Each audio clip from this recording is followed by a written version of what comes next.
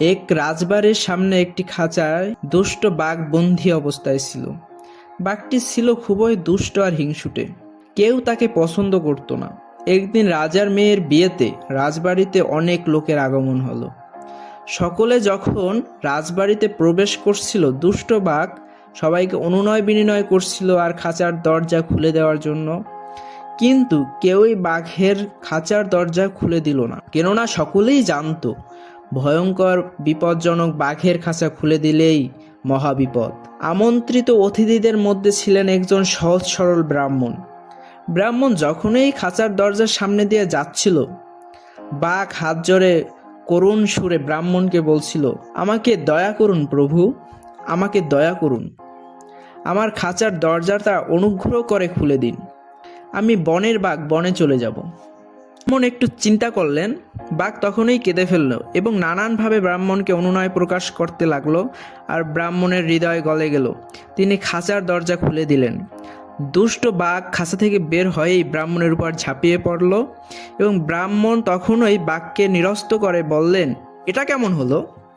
আমি তোমার এত বড় উপকার করলাম আর তুমি আমাকে খেয়ে ফেলার প্রতিদান দিবে? এমনটা কেউ করে? বাঘ নিষ্ঠুর হাসি হেসে বলল, সেটাই তো সকলে করে, তুমি চাইলে সাক্ষী মানতে পারো। ব্রাহ্মণ তখন বললেন, ঠিক আছে, আমি 3 জনকে সাক্ষী মানতে চাই।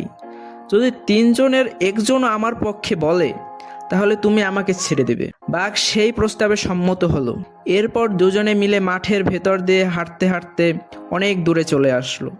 কিছুদূর এগিয়ে ব্রাহ্মণ জমির আইল দেখতে পেলেন। এই জমির আইলই আমার প্রথম সাক্ষী। বাঘ তখন বললেন, ঠিক আছে, আপনি এর কাছেই জিজ্ঞেস করুন। ব্রাহ্মণ তখন আইলের কাছে প্রশ্ন করলেন, আচ্ছা, উপকার যে করে, অপকার কি তার কেউ কখনো করে?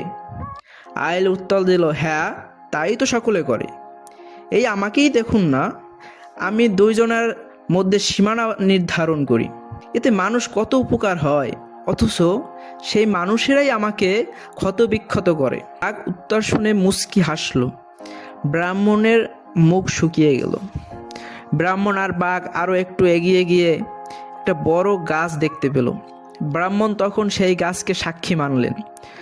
ব্রাহ্মণের প্রশ্নের জবাবে গাছ বলল, আমার ছায়ায় এসে বসে মানুষ, আমার ফল খেয়ে ক্ষুধা মিটায় আর আমাকেই ডাল ভেঙে আমার ক্ষতি করে, এমনকি আমার বাকল ছিঁড়ে আঠা বের করে নিয়ে যায়। অতএব উপকারীর অপকারই সকলে করে। বাঘ বলল, এবার আমি তোমাকে খেয়ে ফেলবো। ব্রাহ্মণ শুকনো গলায় বললেন, আরে আরেকজন সাক্ষী বাকি আছে। বাঘ শত্রু হাসি হেসে বললেন, যাকেই সাক্ষী মানবে সেই আমাকে পক্ষ দেবে। এমন সময় দূর দিয়ে একটি শেয়াল যাচ্ছিল। ব্রাহ্মণ তখন শেয়ালকে সাক্ষী মানলেন। সাক্ষীকে বললেন, ও ভাই শেয়াল, বলো তো, উপকার যে করে, অপকার কি তারই কেউ করে? শেয়াল দাঁড়িয়ে আর চোখে বুঝলো কিছু একটা গোলমাল হয়েছে। সে দূর থেকেই বলল, কে কার কি উপকার করলো আর সে সব না জেনে বুঝবো কিভাবে বলো? তখনই ব্রাহ্মণ চিৎকার করে বলল, এই বাঘ ছিল খাঁচার ভিতর, আমি রাস্তা দিয়ে যাচ্ছিলাম।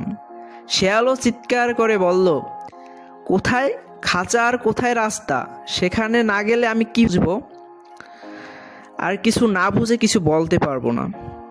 3 জন মিলে তখন সেই খাঁচার নিকট গেল। ব্রাহ্মণ শেয়ালকে বলল, বাঘ ছিল এই খাঁচার ভিতর, আমি রাস্তা দিয়ে যাচ্ছিলাম। শেয়াল ব্রাহ্মণকে থামিয়ে বলল, দাঁড়াও দাঁড়াও, আপনি ছিলেন খাঁচার ভিতর আর বাঘ রাস্তা দিয়ে যাচ্ছিল?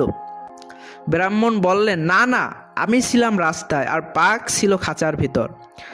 শেয়াল তখন আরও না বোঝার ভান করে বলল, ও বুঝছি, রাস্তা ছিল খাঁচার ভিতর আর বাঘ ছিল রাস্তায়। বাঘ তখনই রেগে গিয়ে বলল, তুই তো দেখছি আচ্ছা বোকা, এই দেখ, আমি ছিলাম খাঁচার ভেতর আর ব্রাহ্মণ ছিল রাস্তায়।